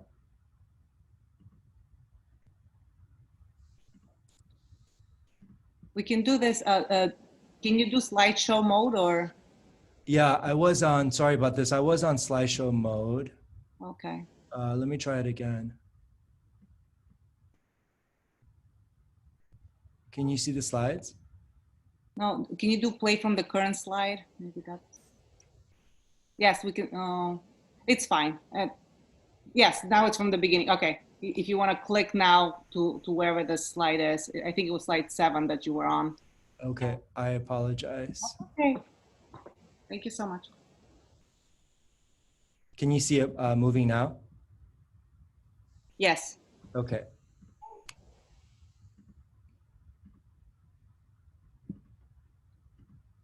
I'm sorry, guys. So if you would like to have the slides, I will be happy to share them with you later on. So, right. So what I was talking about in terms of the certifying examination is, and it's true, and a lot of people sort of quote the study about where the review courses for the American Board of Surgery certifying examinations do not provide an advantage. And I think and that's generally true, especially for the commercial courses. But I think one of the courses that I've had the privilege of participating in as a faculty member is the surgery virtual, and now virtual, the certifying examination with Dr. Pamela Rowland. And so with this course, it's with faculty across the country who are all volunteer, and it's a small group of people. And I think the uniqueness of this particular course is that oftentimes we find folks have trouble with their certifying examination. It's not necessarily content problems, it's the delivery and it's communication. And I think this course, especially with Dr. Rowland's specialty in communications, has been immensely helpful for a lot of people. And I'm not trying to tell you that you have to take a course, but I think if this is a second or a third attempt, I think it may be worthwhile to have that time, spend it with the faculty, particularly at this academic course, and get that feedback that you need in a very small group. And I think the previous speakers also talked about connecting with your local residents and co-residents in your faculty and doing those practices. I think those are immensely important. And and I think, so here are some certifying exam practice do's and don'ts, I think, after you've, and this is you going on to your second attempt or second and more attempts. I think you want to simulate the real thing, right? So this is not a history and physical taking examination. Really time yourself to the 6.5, 7-ish minutes to get through a case. if you're practicing by yourself, you want to practice saying this out loud, because I think it's actually interesting when you speak out loud the practice session, how that might be different and how you might present that differently than if you said it in your own head. Review the major operations. Other speakers said that. And then I think it's really helpful to prepare a script for yourself, because I think if you, for example, start every trauma case with, I will begin with ATLS protocol, it buys you a few seconds to just calm your nerves. It's very, very settling to start that case, a trauma case, with those particular protocols, because in your mind, it's uniform, and I think it's calming. And but these are some of the don'ts. I don't think you want to get too nuanced. The latest studies, the latest trials are probably not pertinent for you to try to remember and try to show off on examination. I think it's a bad time now to try to read a 2,000-page textbook. And as a previous speaker said, this is a long, in terms of reading anyways, it's a long term, it's a long game. And so that's something that we want to be planning on doing during our residency. You don't want to procrastinate in your practicing, so get to that as much as possible, as early as possible. Here's the hardest part, especially with certifying examination. If you started practice and you didn't go into fellowship, for example, or you waited and then took your certifying exam during fellowship, and now you're actually in practice, I think it's probably not very productive for you to try to study while you're doing work. So talk to your partners, talk to your academic department, and see whether or not you can either front load or back load your schedule so that you have a period of time where you can really dedicate to studying. And at the end, when you look at the statistics of it all, the statistics are very much on your side. And just like you succeeded in getting to medical school and getting to surgery residency, you will pass these examinations. You have to take time and refocus and get feedback about maybe different ways of preparing for these examinations. Thank you very much. Sorry about the slides. No, thank you. Thank you so much, Dr. Pei. So I would like to bring all the speakers back to answer questions, and then, or have any comments, and then we're going to go into the mock oral scenarios. We have 2 volunteers. I would like to give them a big hand because it's pretty difficult to have this in front of so many people. But before that, if we can answer questions, and then Dr. Buyske will have to excuse herself. So there was a question whether for the current chief residents, can we take the certifying exam during the chief year, for example, spring 2021, then take the qualifying exam in July after graduation for Dr. Buyske? So I was actually starting to type an answer to that when we finished the talks, and that's, I always think I've heard everything because I have so many conversations around this. That is actually the first time anyone has mentioned that, thought of that, or asked that. That being said, the modifications we're making this year are really an acute response to a crisis. We're going to look at all of them and see what might apply going forward. But for this year, we're really restricting them to, as necessary. So, so we're not going to let chief residents take the certifying exam before they finish their training. And before I lose the stage, I have to say those 3 presentations were fabulous. Those were great summaries of how to study for the 2 exams and what to do if you don't pass them. I'll just keep them and put them on our website. I mean, I've literally never heard it presented as succinctly and accurately, from the idea that preparing for the exams is sort of part of your life, that you just should do it because it's really acquisition of knowledge. I mean, there is something that's a little exam prep, but most of it is acquisition of knowledge. So, regular repeated studying, which you will have to do for the rest of your life, is the way to go. And theoretically, if you had to take the exam tomorrow, I bet a lot of people who are going to pass would pass as long as they got a good night's sleep.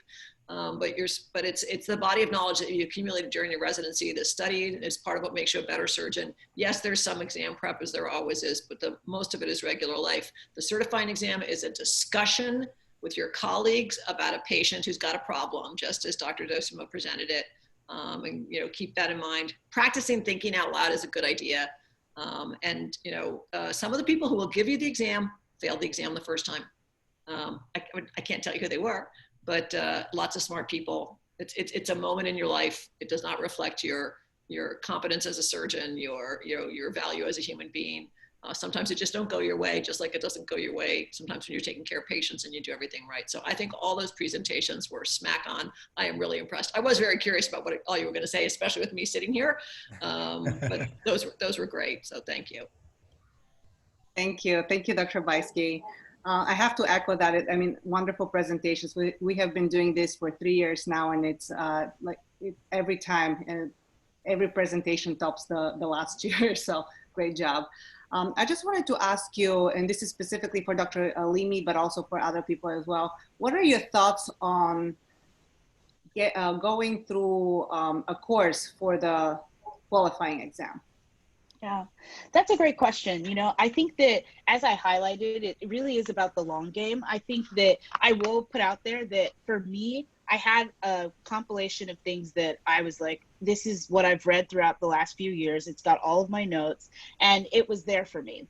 What's really great about some of the review courses is they go through some of the topics that are specifically highlighted on the outlines that are provided by the ABS, and they teach to that. I think that the benefit of some of them is that it sort of brings to the forefront of your mind some of the things that you didn't have on auto recall. You know, and it's done in a condensed way. So let's say you've been doing this long game for the last 4 years, and then you're in the month that you have between graduating and taking the written exam. Having a review course just gives you structure.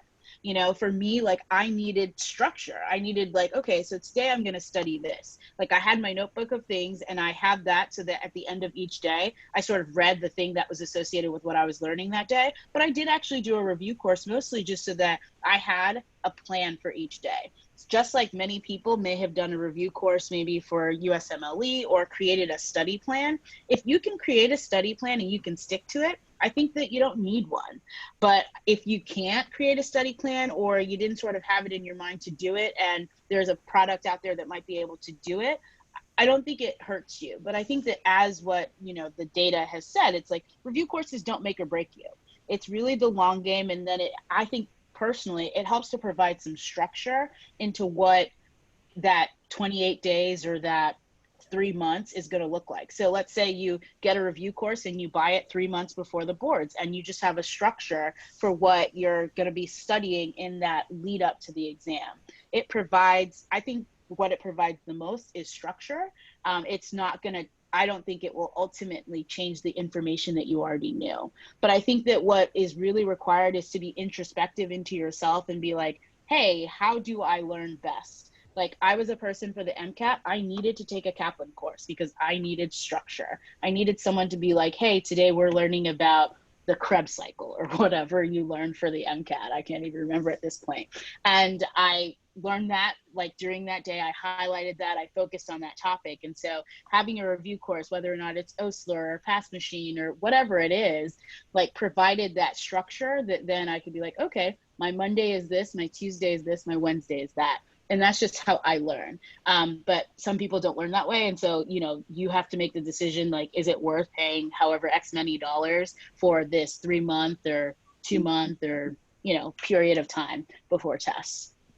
I think that some of my colleagues, I know at least, and maybe you can talk about this, Dr. Docimo, but for the certifying exam, it's a little different as people have sort of highlighted, like review courses are maybe helpful in the sense that it gets you in the spotlight, it gets you in front of a stage, it gets you sort of like, oh my gosh, like I need to do this in front of a person that I don't really know. And it puts you there as like a forced thing, as opposed to sort of like, oh, I'm going to off the cuff practice with my friend Jason, or I'm going to off the cuff practice with my friend Maria. And so I think that again can sort of provide structure in preparation. Yeah, I agree. I think for the most part, you know, stick to what works for you. I mean, I agree completely. Meaning that if you've been doing review courses your whole life, you know, from, you know, SATs on the way up to what you're currently doing, I wouldn't change that routine because you really don't want to throw yourself off. In terms of the, you know, the certifying exam itself, again, I don't think any review course is going to teach you what you need to know, but they're gonna kind of point out what you're weak at, you know, what your weaknesses are, and it's also going to put you on the spotlight so you can start getting used to being thrown out there. And again, like I said, I hate using the words exposed, but that's what it is.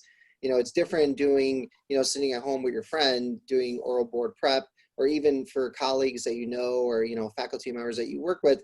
being out there and up on the stage with someone you do not know is really going to prepare you for what it really feels like. Because, like I said, at the end of the day, no matter how much you prepare, when you first walk into that room, it is an intimidating process. But once you start and you get calm, you're really going to you're going to fall back on all your knowledge, and you're going to be fine. It's just getting over that initial fear, like anything else. It's like jumping in a pool. You know, once you're in, you're going to love it and have a great day. But, you know, just thinking about, oh, how cold is this water, and you don't know until you get in there, you know, it could be an intimidating thing. So, but stick to what works. If you've done a bunch of review courses, then do it. For me personally, I was not a big review course person. I liked, you know, certainly for written exams, I like, you know, sitting at home, doing a ton of questions, just reading. That's what worked for me personally. But for the oral exams, again, it was just practice and practice and practice, constant practice. And again, I can't stress that enough. And by the time you get to the oral exams, you're gonna be fine. But you really got to start early on, and I think that's the key. You got to start early in your you know, end of your fourth year, early in your fifth year, and just do a little bit at a time. And one other thing that I did touch on during my presentation that I think that some people really do overlook is that the AppSite like score report tells you the things that you don't know well. Yes. Like it tells you the things that in that moment on a standardized test that you did not perform well on. Those are the things that, in addition to other things, like that you should probably spend time focusing on, because that's the stuff that wasn't in your brain in the moment when you were taking a standardized test. So don't overlook that. You know, you shouldn't go into your QE or your CE being like, hey, I've done really poorly on pancreas for the last 5 years of my AppSite, and suddenly think that without some investment that you're going to do better on that. So I really do think that utilizing that score report and sort of looking at those gradations about like, hey, like you were a pro in this section, like that's probably because you really know that content very well. But the things that you really didn't do well, like sometimes it's a one-off, like, I don't know, always nutrition, but like focus on those areas that really you haven't done well on pretty consistently in prior app sites. And I think that will definitely sort of help elevate your game overall. Don't overlook sort of like it's a gimme that they've already given you, right? Like they've given you that score report. They're like, hey dude, like you're not very good at this. So really hash in on that. Do the subjects that make you feel uncomfortable. I think that's good advice. And, you know, don't keep going over the questions and the subjects that you know well, because it makes you feel good about yourself, which we all do that at times, right?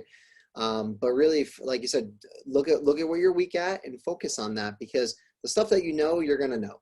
The stuff that you don't know is what you really want to focus on, especially when you're in those last few months, because the reality is you may end up with something like that, and the rest of the stuff that you've already solidified in your brain, you're going to carry that into your written exams and your oral board. So I agree. I think that's a great point, is, you know, be realistic in terms of realizing what you're weak at and just tackle it, and that's it. But tackle it early. Don't leave it to the end, because it's really just going to throw you off. So start early. Again, as you mentioned before, you know, start early in your career doing lots of questions, because as you move along in your training, you're going to see what you're weak on. And again, just don't be afraid of what you're not good at. Go after it and focus on it, and it's going to pay off in the end. Thank you, Dr. Docimo. One last question before we proceed, as we're almost, we need to proceed to the mock orals. Dr. Buyske, you might have mentioned this, and I apologize if I missed it, but what are the statistics from the qualifying exam, virtual qualifying exam? How many pass versus fail? And can you discuss that with us? I don't know exactly, but it was a very high pass rate. It was higher than the usual pass rate, but I think it was a highly motivated group of people. People who were pretty confident and wanted to get it out of the way. So it's hard to compare that to a standard group, but it was in the 90s. Okay, thank you so much. With that, we're going to proceed to the mock orals. Dr. Buyske will have to excuse himself from this. Again, thank you so much for being here and providing all this important information. We really appreciate your support for SSAT and for the Resident Fellow Education Committee, Dr. Buyske. I think I learned a lot listening to that. That was great. So thank you so much. Appreciate your time. Everybody. My pleasure. Have a good night. Thanks, Dr. Buyske. So with that, I'm going to proceed with introducing Dr. Motaz Qadan, who is a surgical oncologist in Massachusetts General Hospital, and he's also our current chair of the Resident Fellow Education Committee. Dr. Qadan is going to start with the first mock oral scenario with Dr. McKinley, who is a chief surgical resident at MGH as well. and she's going to go into surgical oncology fellowship at Memorial Sloan Kettering. Dr. Qadan? Thank you so much, Maria. So I'd like to just add a couple of my comments as well, just to say, first of all, Dr. Altieri is in charge of these webinars and has done an unbelievable job, and will be taking over as chair of the committee for next year. So I'm delighted to be handing over the reins to her. I think she'll do a tremendous job with that. I do also just want to echo the other speakers and just say that some of these talks that we heard tonight were absolutely outstanding.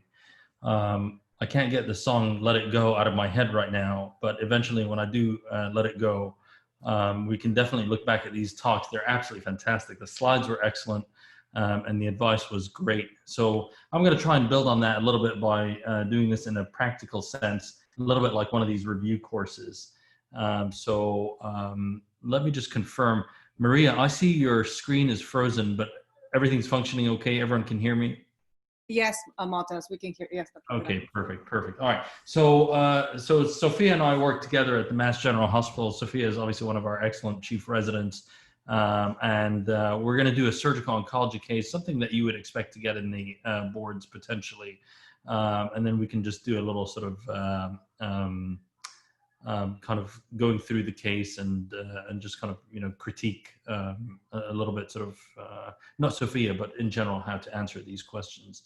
So you'll realize that they'll tell you when you go into these exams that the history and physical is already completed and you're going to get everything that you need to get in the stem of the question. But I'm going to use that portion as well to comment on at the end a little bit as well. So Sophia, why don't we do a case? Thank you for doing the case, by the way. We're going to do a case of a 55-year-old man who presents with a recent history of 20-pound weight loss, dysphagia that's most noticed with solids more than liquids, has been getting progressively worse, no associated pain, and has otherwise been a relatively healthy man, ex-smoker, drinks occasionally. Family history, his grandmother had a history of gastric cancer, but there's no other history of cancer. And socially, he lives with his wife and otherwise on no pertinent medications. I'm going to give it over to you. You're meeting this patient in the office today. Okay, thank you for the history. I would do a focused physical examination and I would focus on the abdominal exam, including the vital signs. Okay, so you do an abdominal examination and a general examination. You notice that the patient is cachectic, has no abdominal tenderness, has no abdominal incisions, and otherwise there's no palpable hepatosplenomegaly. And there's really nothing of note other than the guy looks really underweight. Okay. At this point, I would be most worried about an unidentified malignancy, and I would order a patient for basic laboratory studies, including a chemistry and a CBC, and I would refer the patient for upper GI endoscopy. Okay, so the patient has labs, and the hemoglobin comes back showing him to be microcytic anemia at this point. So, you know, his hemoglobin's 9. His labs are otherwise unremarkable. Any other labs that you were looking for? Yeah, you could also send tumor markers at this point with such a high concern for malignancy. And then I would also have asked if the patient had ever had a colonoscopy, given that he's 55 years old.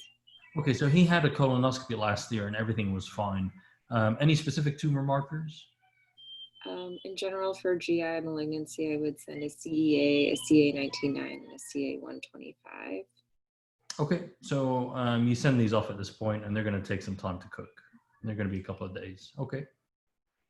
So your next step is going to be an upper GI endoscopy? Correct. Okay.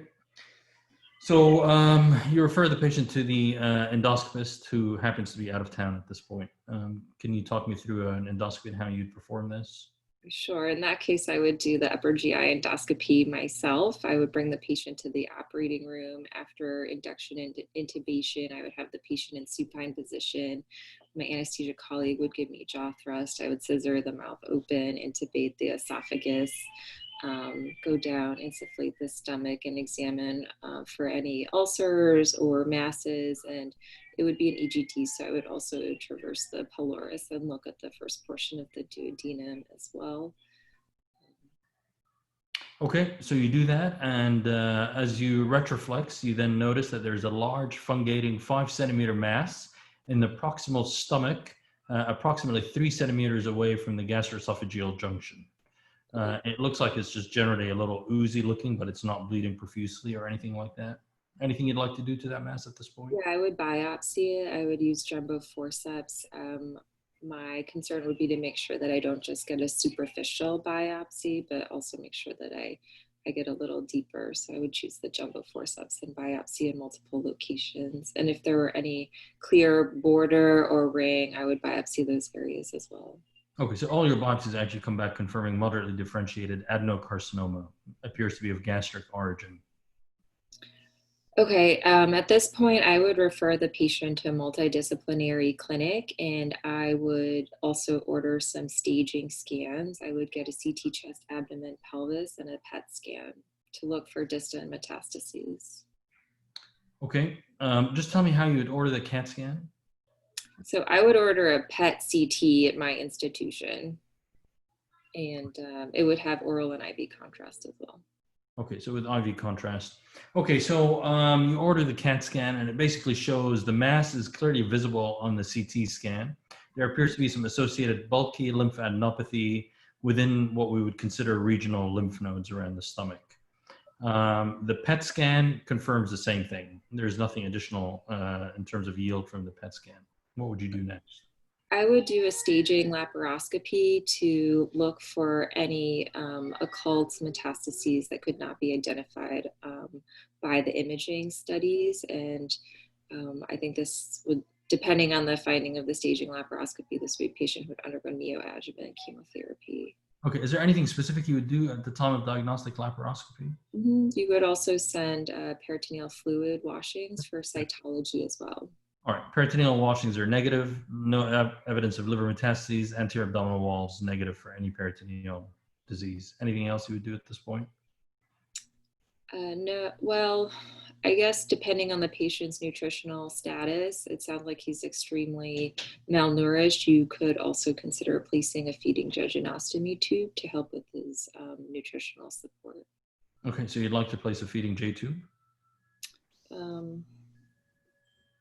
Yes, with the 20-pound weight loss and the dysphagia, I would do a jejunostomy tube. Okay, you do that, it goes well, and he starts his nutrition. So next step at this point? The patient should receive neoadjuvant therapy for gastric cancer. Okay, so you do that, and the patient now completes 3 months of neoadjuvant therapy, and he undergoes restaging scans.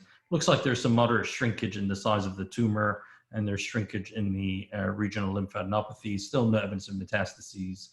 And, you know, depending on your institution, you either go with radiation or do not go with radiation at this point. And the multidisciplinary team decide that the treatment is complete. What next? So then the patient should proceed to surgical resection, and the operation for this patient that I would offer would be a total gastrectomy with an esophagojejunostomy. Okay, tell me how you do this operation. I would again start with a diagnostic laparoscopy to again ensure, even with the treatment response, that the patient doesn't have any occult distant metastases. Assuming that is negative, I would proceed with the planned operation. I would make a upper midline laparotomy incision, and then I would dissect the omentum off of the transverse colon and divide the short gastric vessels. You would then skeletonize the named arteries in order to do a D2 lymph node dissection. So harvesting the lymph tissue off the celiac, the splenic, and the common hepatic arteries. You devitalize the stomach, so the right and left gastric arteries, checking the gastrohepatic ligament to make sure there's a left hepatic artery there. Get right and left gastroepiploic arteries, mobilize the GE junction, and then to transect your specimen, you divide the esophagus, the duodenum, and the jejunum prior to completing your reconstruction with the esophagojejunostomy and the jejunojejunostomy. Okay, and how would you form your anastomosis for the esophagojejunostomy? I would do a hand-sewn 2-layer anastomosis. Okay. So operation goes well. The patient's doing fine immediately, and sort of as they're recovering and waking up from surgery. You get to the PACU, and you get a call from the PACU nurse about 20 minutes later, saying that the patient's heart rate has suddenly risen to 130. What are the things that you're thinking about at this point?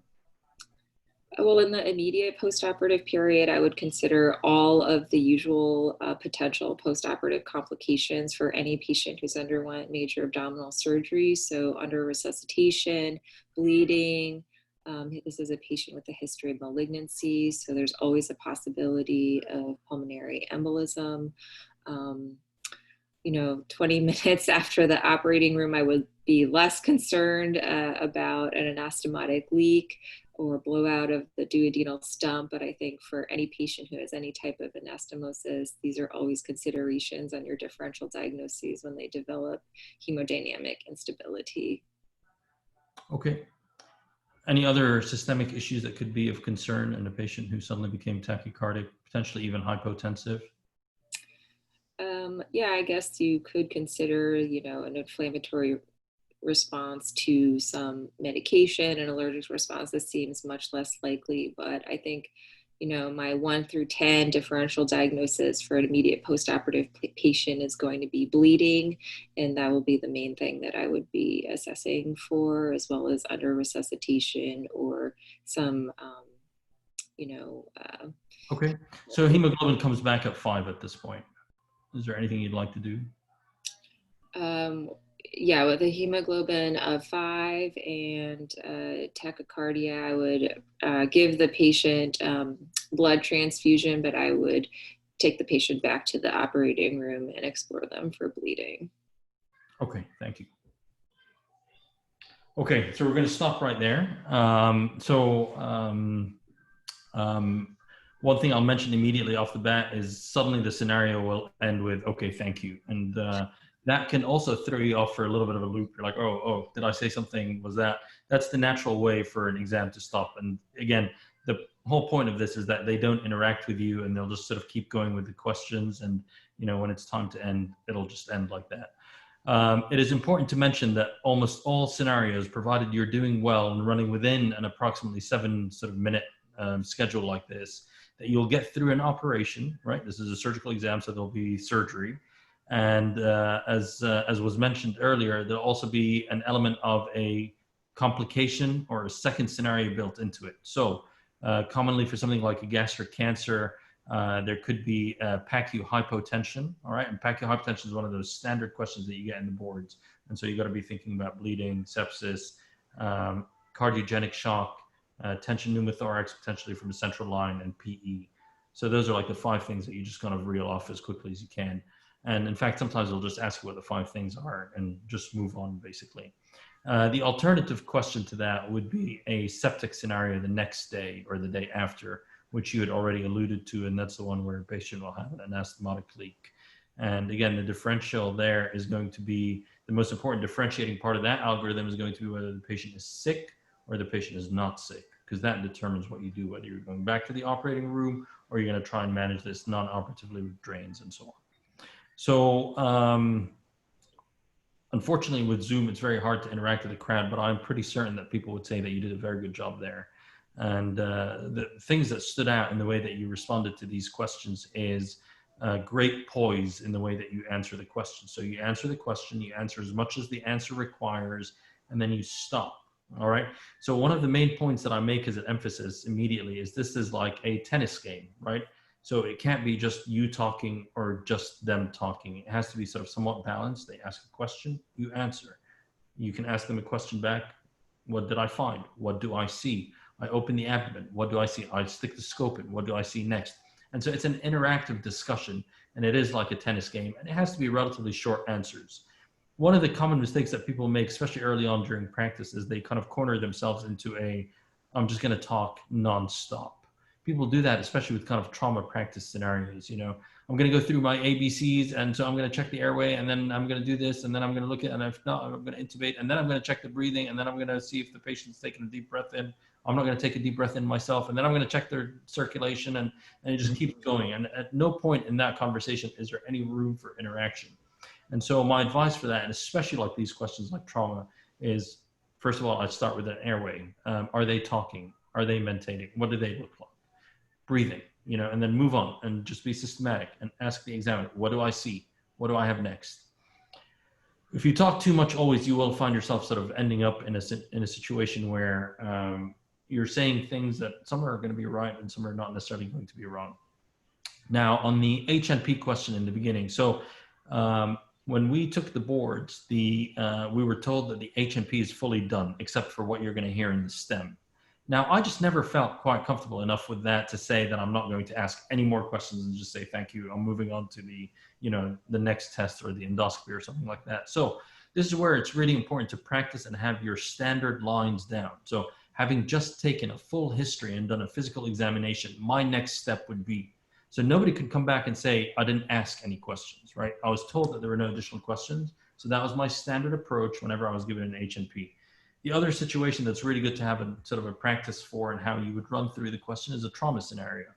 And again, so always classify and categorize patients into sick and not sick, because one's going to go down the ABCs and one's going to go down the HNP route. Okay. I always tell people that don't forget that you are the expert in this exam. All right. You studied for this exam. You took the course. You read the book. A lot of the examiners have not done any of that. Some of them have not done any of that in a while. And also they are not examining you on their area of expertise. So the knowledge side of this, you completely own, all right?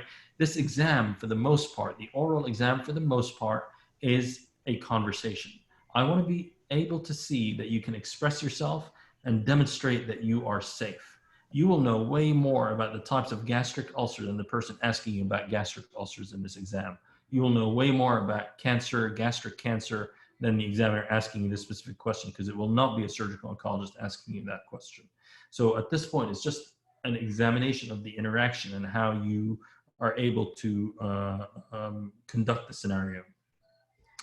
The one thing that I will say is, from my personal experience, is time goes very fast. Now, it may have seemed slow today in front of an audience and things like that, but time goes fast. You will not believe how quickly these scenarios will end. And if you're stuck doing an HNP for 7 minutes, then you're toast. All right, so it is a surgical exam and you need to get to the next stem of the question, and don't be scared to operate. When you operate, don't be scared to leave abdomens open. You don't have to worry about these things. You don't have to go back and close this person. It's going to be a very hard operation.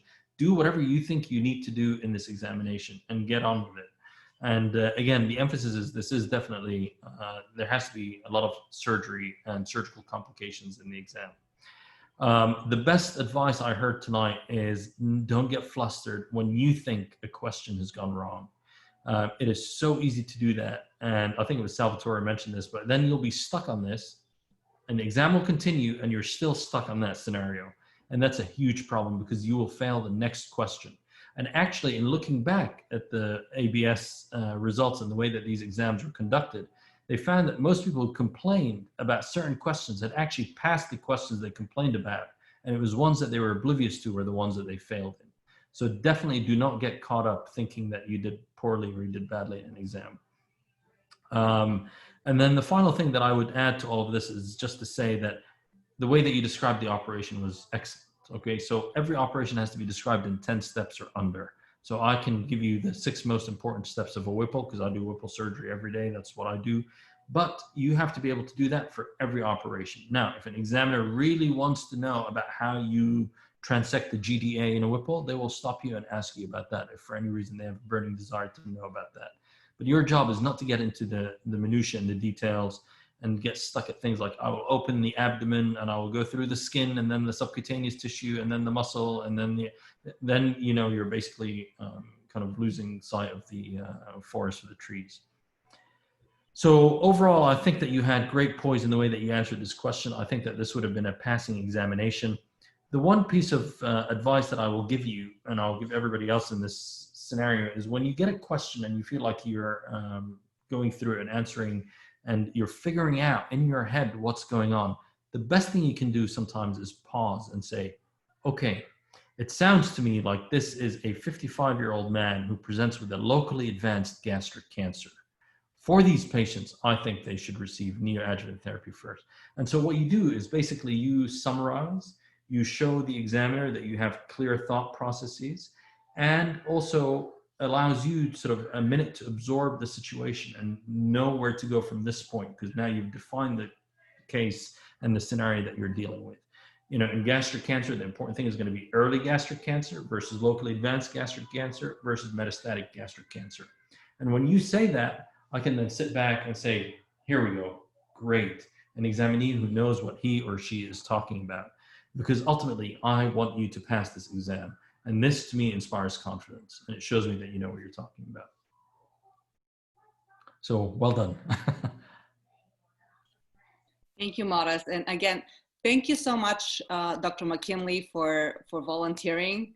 I know it's not easy, so thank you. I owe you for this. Next is Dr. Kevin Pei and Dr. Patricia Martinez-Quinones. She is currently a PGY4, and she's interested in trauma and critical care. Dr. Pei and Dr. Martinez-Quinones. Great.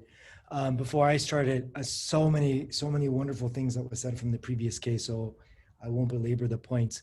But Dr. Pamela Rowland, who does that certifying course I was talking about, she brought a really good point up, which is when you guys practice now, because it's virtual, do a virtual setup practice, because even as somebody who's doing these courses and these mock orals all the time, it's awkward for me.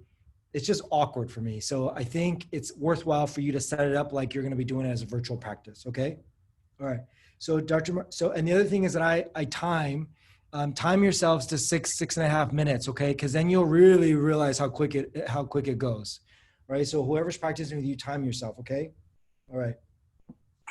So Dr. Martinez, you're on call at your hospital, and a high-level trauma activation just went off. The EMS report is a 30-year-old man who was at a bar who sustained a gunshot wound to his abdomen. He was obtunded in the scene, was already intubated by EMS. His blood pressure in the field is 70/40, heart rate 120, and SATs are 100%. And now he is arriving in your trauma bay. Okay, I go to the trauma bay. Immediately we initiate ATLS protocol. We already have a secure airway. However, I want to assess that we have bilateral breath sounds, that our tube is properly positioned. Simultaneously, I'll have one of my nurses start working on a manual blood pressure, someone hooking the patient up to the monitor, ensure that I have adequate access to peripheral IVs. With a patient that has penetrating trauma and hypertensive, I will go ahead and initiate massive transfusion protocol. Anything else? Once I understand that my ABCs have been gathered, I have a vital signs from the trauma bay, I'm gonna do a quick GCS as well as completely expose my patient so I can localize all my ballistic penetrating injuries. So your vital signs are unchanged, blood pressure 70/40 and a heart rate is 120. On your primary secondary survey, you notice a gunshot wound to the umbilicus in the right upper quadrant of the abdomen. Okay, so 2 separate penetrating injuries or just one? You only see one hole. Okay.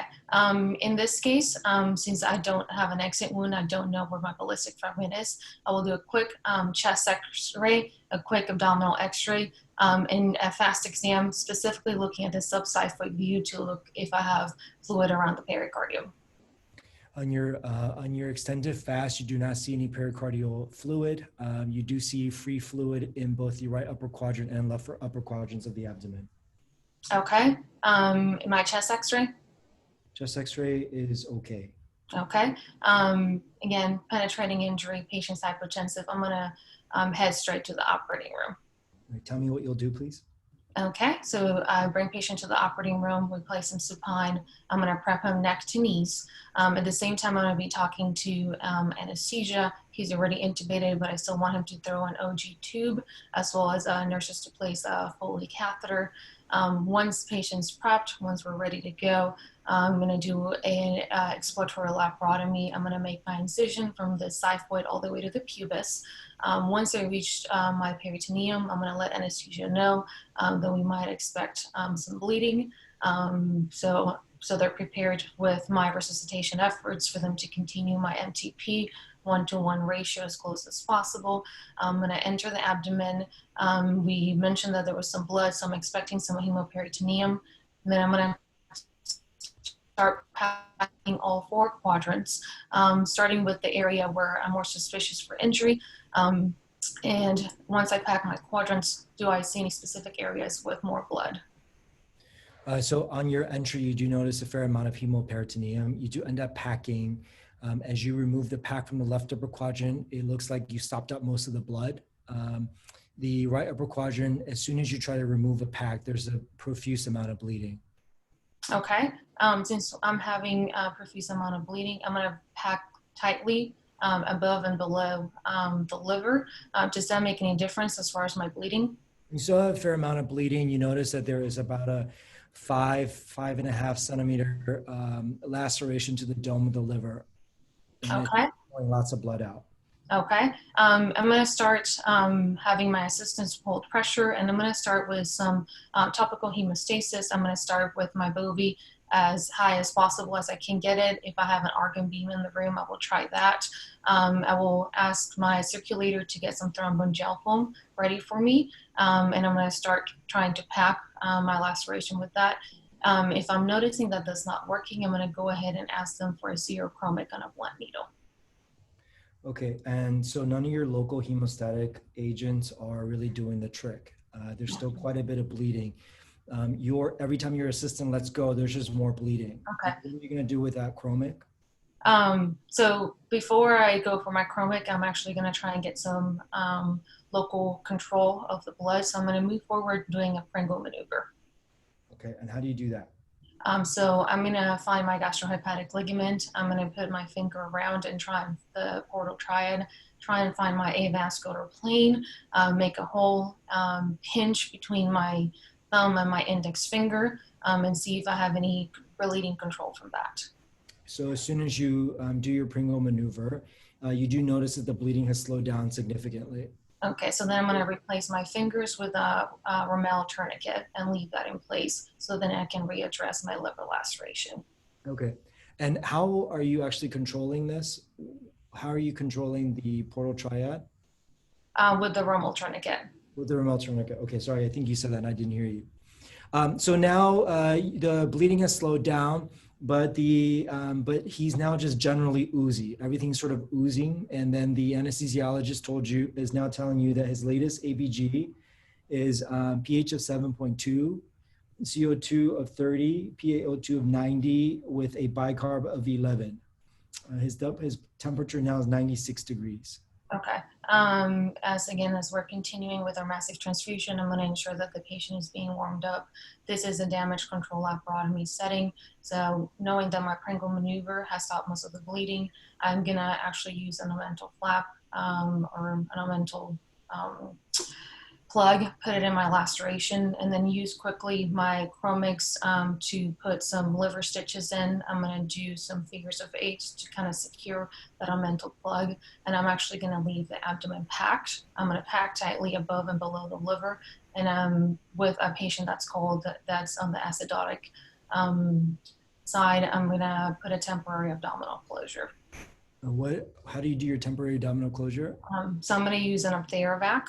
I'm going to put first my plastic layer and ensure that it goes all the way around the abdominal wall, making sure that I don't create any additional injuries as I'm placing it, and then just place the temporary abdominal closure, and then continue with the patient in the surgical or shock trauma ICU for resuscitation. All right, thank you very much, Dr. Martinez. Very good job, just like a future trauma surgeon would do on this case. 7 minutes and 3 seconds. So, I think you felt, so first of all, really good job. I think it was incredibly systematic. And I couldn't fault you for many things, but like Dr. Qadan said, you might have gotten yourself into a little bit of trouble by oversharing. This is exactly what he was talking about, where there were multiple times where I wanted to jump in. Now, you did great because the information that you were sharing was spot on, but you could potentially get yourself into trouble by oversharing and not taking a breath. and then saying things are not correct. And then I sort of hear it and I go, well, wait a minute, I can't just ignore that because she said something that was wrong, right? Mm-hmm. So this was not a problem for you because everything you were saying, I was hoping you would say. But aside from that, I thought you did a wonderful job of the trauma resuscitation. Can I just add one quick comment as well? And I'll just share this with Dr. Martinez as well, just to say, I think the way that you both answered the questions today, there's one additional point that I wanted to make, and I think you both did that exceptionally well. There are a lot of things that you can do, all right? So in terms of the answer, you get a case with breast cancer. You can do a lumpectomy and sentinel node. You can do mastectomy. You can do modified radical if need be when it's indicated. There are a lot of things that you can do. The point of this exam is not to tell the examiner what things you can do. It's to choose one and to go with it. So the way that I say it's always like The Price is Right. You remember that game Plunko with the disc that goes down and it goes down one path. That is your chosen path. All right. Hopefully it doesn't end up with a sort of a mortality because that's not going to happen. But the point is you choose the path, go with it. I know you can do all these other things and we will go with what you decide. And the scenario is built to withstand whatever answer you come up with. If for some reason your disc goes way off course, the examiner will correct you and bring you back. And also, there's nothing wrong with going back. Unlike The Price is Right, you can go back with the disc and say, no, actually, I would have done this instead. So that is allowed on the general surgery boards, and you don't get penalized for doing that, okay? At the end of the day, you're a little nervous and things like that, and examiners want you to pass. And then it's okay to pause for a second, to think for a little bit. It's okay to pause. You don't have to feel like you have to, but no long, awkward pauses, but just pause enough to catch your breath and just to be calm and start with your scripts so that you don't always feel like you have to speak right away. Great, thank you so much. So we're close to finishing our webinar. Again, thank you to all the presenters. Amazing talk, Dr. Pei, Dr. Docimo, Dr. Alimi, Dr. Buyske is no longer here with us. And special thank you to Dr. McKinley and Dr. Martinez-Quinones. Thank you, guys. It was amazing. You did a great job, so I'm really happy and really proud of you. So I just wanted to share that our next webinar is going to be tips for virtual interviewing with Dr. Ziven Fong from MGH, and he'll have a great lineup of speakers as well. That will be on October 21st at 6:30 Eastern. This webinar recording will be present, will be posted on the SSAT website at the conclusion of this webinar. You will receive a link to it. Again, thank you to all the presenters, Dr. Qadan as well, for his support as the chair. Thank you. Have a good night. Thank you for all your exceptional work, Maria. Thank you. Dr. Altieri is just incredible. Incredible work. Thank you very much. Great job, Maria. Thank you so much for organizing. Thanks, Maria. Thank you. Have a